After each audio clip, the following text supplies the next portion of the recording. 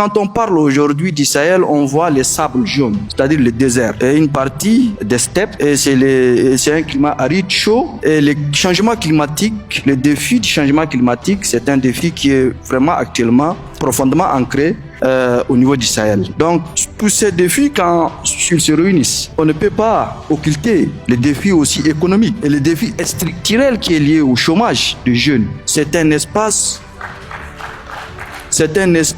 où la démographie est le jeune. C'est un espace qui est composé à peu près 65%, on l'a dit ce matin, de jeunes. Et la question économique se pose avec acuité du fait que la plupart de ces pays sont enclavés. Il y a des manquements des opportunités aussi économiques du secteur privé, le développement du secteur privé. Cela fait de telle sorte que ces États sont confrontés à des problèmes de création d'emplois. Et là, la plupart de ces États ont pris en compte ces défis. Donc c'est pourquoi, au niveau actuellement de l'AES, j'ai assisté au mois de juin, au forum, le premier forum de l'AES. La question du chômage des jeunes, l'appui à l'entrepreneuriat et l'accompagnement des activités économiques des jeunes se sont posées ce jour-là à ces forums. Donc, il y a eu une recommandation de créer un fonds pour le développement de l'entrepreneuriat jeune. Et ce défi, nous l'avons tous, nous le ressentons tous, qu'il soit aujourd'hui ici au Tchad, au Sénégal, un peu partout dans tous les pays du Sahel. Donc voilà, en gros, en termes d'introduction,